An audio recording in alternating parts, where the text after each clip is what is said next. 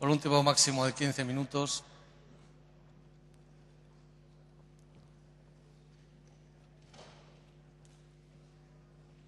Gracias, presidente. Buenas noches. Presento para su toma en consideración una proposición de ley que pretende cerrar heridas, contribuir a la creación de una identidad colectiva democrática en nuestro país y cumplir con la normativa internacional e interna sobre atención a las víctimas de violaciones a los derechos humanos, que, entre otras cosas, y lo digo por la anterior intervención, establece que los crímenes de lesa humanidad son imprescriptibles. En todo caso, así que eso es derecho internacional, lo diga lo que diga la ley de amnistía o cualquier voluntad de cualquier legislador más que intente vulnerar este principio. Antes de profundizar en estas razones y explicar el contenido de la ley, quiero agradecer las aportaciones que hemos recibido desde el Foro por la Memoria, la Fundación Baltasar Garzón, la Coordinadora Estatal de Apoyo a la Querella Argentina contra Crímenes del Franquismo, la Coordinadora Tierra de Fraternidad, la Unidad Cívica por la República, la Fundación Domingo Malagón, Amnistía Internacional, la Plataforma por la Comisión de la Verdad sobre los Crímenes del Franquismo, la Asociación Todos los niños robados son también mis niños y la Plataforma contra la Impunidad del Franquismo.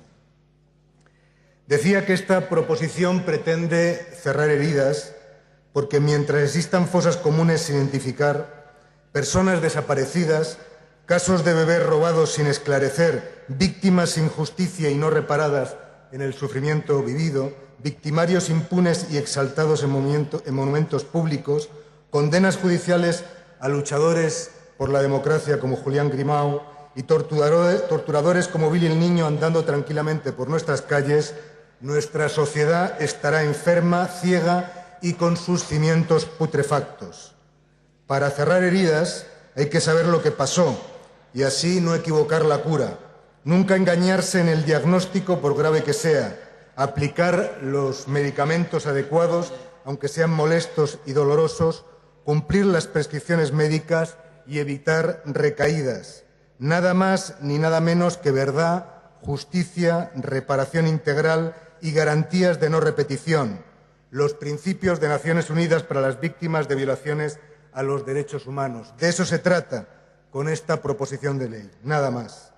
Hay un argumento pueril que se utiliza a veces por dirigentes del Partido Popular que plantea la necesidad de mirar al futuro, que nos recuerda que los jóvenes de hoy todavía no habían nacido cuando murió Franco, que viene a decir que hablar de reparación a las víctimas del franquismo es hurgar en las heridas.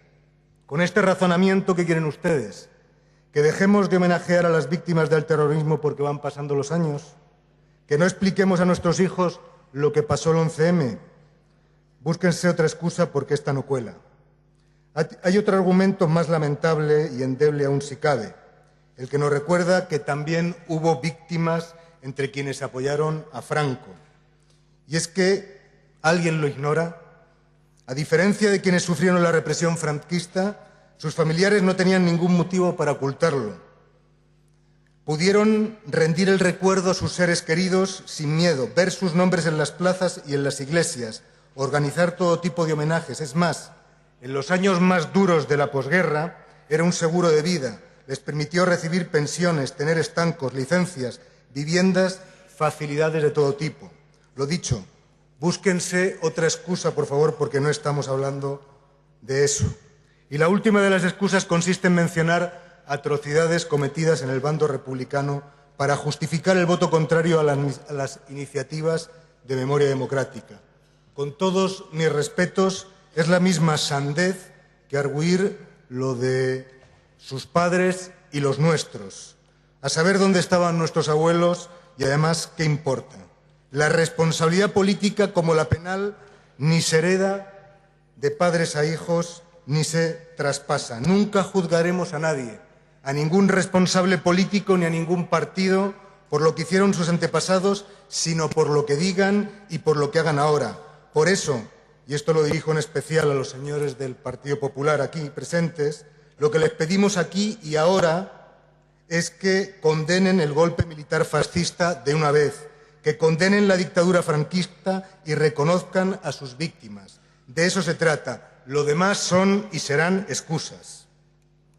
Lo peor del golpe militar del 18 de julio de 1936 y la dictadura franquista no fue que consiguiera frustrar esa esperanza democrática que suponía la Segunda República. Lo peor es que infundió a la mayoría de los españoles el miedo y el silencio frente al drama vivido. Por eso, hagan el favor de no volvernos a hablar del espíritu de la transición, al menos para justificar su voto contrario en esta materia. Si se impuso la impunidad en ese momento fue por el miedo, por el terror sufrido, por las amenazas latentes, no por la generosidad o la amplitud de miras. Con la pistola en la cabeza y con el aparato de represión franquista intacto, se priorizó avanzar en un régimen de libertades. Señor Soler, puede citar fuera de contexto todas las declaraciones que quiera de dirigentes del Partido Comunista de España en esos años, pero hará el ridículo como lo hizo hace unos meses. Entre otras cosas porque el PC aprobó su política de reconciliación nacional en 1956, 20 años antes, y eso nunca significó ni justificación de la impunidad ni desatención a las víctimas. El problema era otro. Estoy convencido que si hay alguien en esta sala que vivió esos años, incluso si fue uno de esos franquistas inteligentes que se dieron cuenta a tiempo que el régimen era un anacronismo en la Europa de esos años, recordará el miedo en la mayoría de la población española, la incertidumbre, el terror inculcado. Hoy el miedo, el terror y la amenaza no existen, afortunadamente. No hay peligro de golpe de Estado ni de involución. Cumplamos con la verdad histórica y con las víctimas, y aquí no cabe espacio al relativismo. El golpe de Estado fue algo muy real y la dictadura fue algo muy real. Y no hay dos historias, ni tres. La segunda razón para presentar esta ley es contribuir a la creación de una identidad colectiva democrática en nuestro país. Precisamente en este momento que está todos los días en los medios de comunicación el debate sobre el futuro de Cataluña. ¿Alguien piensa de verdad que se puede construir una identidad colectiva en esta España plurinacional con referencias a los reyes católicos, a la Armada Invencible, a los últimos de Filipinas o a la Cruzada Nacional Sindicalista? Una de las cargas de profundidad más dañina de la dictadura franquista fue su imposición de una uniformización salvaje y la represión de lo que es la identidad diversa de España. Si no somos capaces de construir desde cada municipio, desde cada comunidad autónoma, una identidad común compartida, no habrá solución a la cuestión nacional en nuestro país.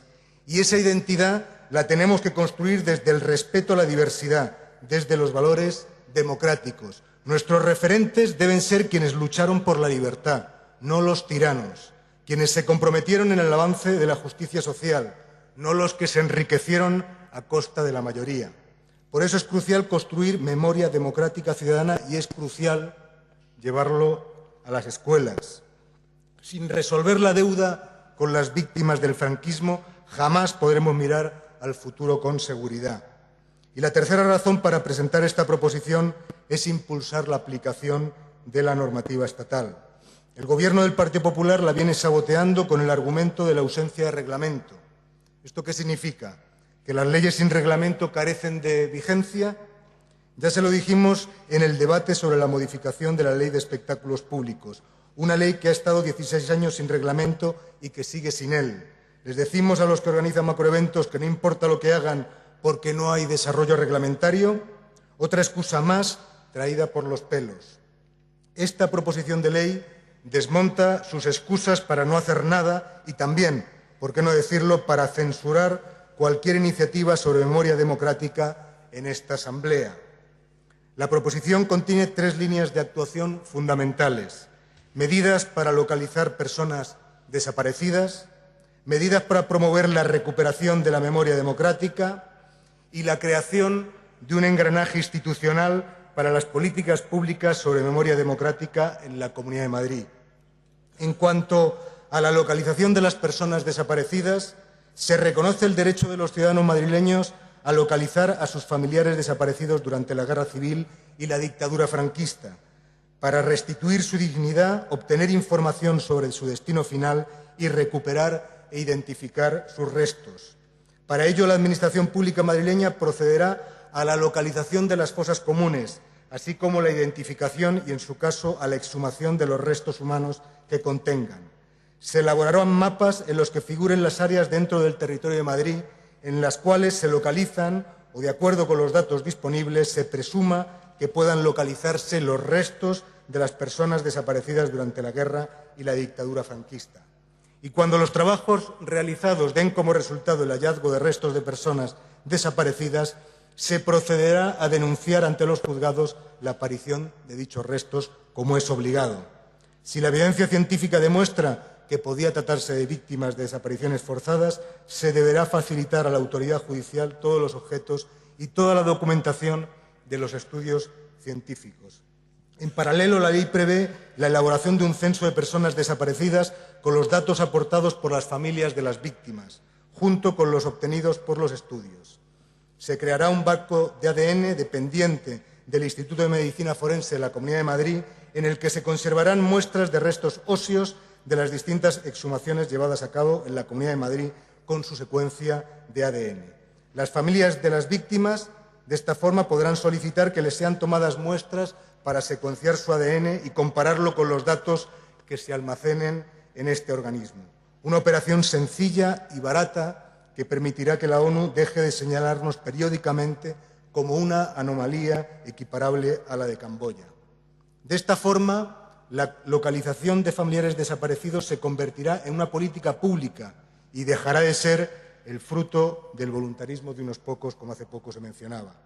En cuanto a las medidas para la recuperación de la memoria democrática, se propone considerar como lugares de memoria aquellos espacios geográficos o arquitectónicos en los que se hayan desarrollado hechos vinculados con la represión y la violencia sobre la población a lo largo de la guerra y la dictadura franquista, así como con la resistencia popular y el sometimiento de los valores democráticos. Se creará un catálogo de estos lugares y en los territorios que así se requieran podrán delimitarse itinerarios públicos para la memoria democrática. Por otra parte, la ley plantea crear un censo de víctimas de la represión durante la guerra y el franquismo con el objeto de conocer y difundir la magnitud de la represión ejercida sobre el pueblo madrileño. En este censo se incluirán las víctimas de la represión, reseñando expresamente las causas que se tipifiquen al efecto. La proposición de ley plantea que la memoria democrática esté incluida en el currículum de la educación secundaria obligatoria y en el bachillerato, como elemento de fortalecimiento de los valores democráticos, al igual que ya se prevé con lo referido a las víctimas del terrorismo, por ejemplo. Y, por último, en este segundo bloque, y en consonancia con el artículo 5 de la Ley 52/2007, todos los elementos que ensalcen la dictadura o cualquier aspecto antidemocrático deberán ser retirados de las vías públicas, incluidos también aquellos colocados en edificios de carácter privado. No me voy a extender porque esto ya lo hemos debatido recientemente y creo que está bien explicado en la proposición de ley. En cuanto al entramado institucional, se creará el Instituto de la Memoria Democrática de Madrid para impulsar y ejecutar las medidas contenidas en esta ley.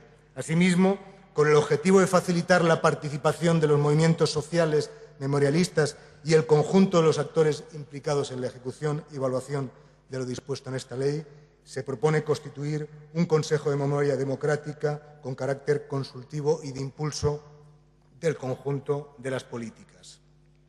Somos conscientes de la complejidad de algunas de las medidas y seguro que su tramitación, el debate parlamentario, como también ha dicho el portavoz de UPyD, permitirá mejorar la redacción de muchos de sus aspectos. Pero creemos que esta proposición de ley establece las líneas fundamentales de lo que la Comunidad de Madrid puede hacer con pocos medios, dando un salto cualitativo en el resarcimiento de las víctimas. Ahora mismo acabo. Concluyo. Me imagino, señor Soler, que se eliminará, como hace otras veces, a lidiar con esta papeleta con alusiones aviesas del comunismo, como hizo en un anterior debate. Le pido que no caiga en el tú más ni en comparaciones falaces con respecto a las víctimas. Ninguna víctima merece que se le compare con otra. Es un insulto y es un agravio innecesario. Le pido que se ciña a la cuestión y, si no les gusta esta proposición, que nos digan qué piensan hacer, que ofrezcan alternativas, cómo piensan cumplir la ley, Ya se lo dije en otra ocasión, creo que al señor Victoria, no sean cobardes. Si la ley de memoria histórica no les gusta, vayan a las Cortes Generales, tienen mayoría absoluta y deróguenla. Está en sus manos. Si son cobardes y no lo hacen, como nos recordaba hace poco el señor Van Halen, su obligación es cumplir la ley. Es su obligación democrática. Para Izquierda Unida, la construcción de políticas públicas sobre memoria democrática es y será una prioridad. Y por eso hemos presentado esta proposición de ley. Lamentablemente, hoy no saldrá adelante por lo que nos han anunciado.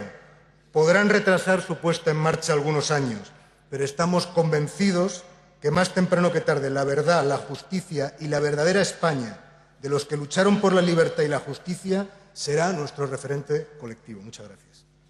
Muchas gracias, señor Valiente.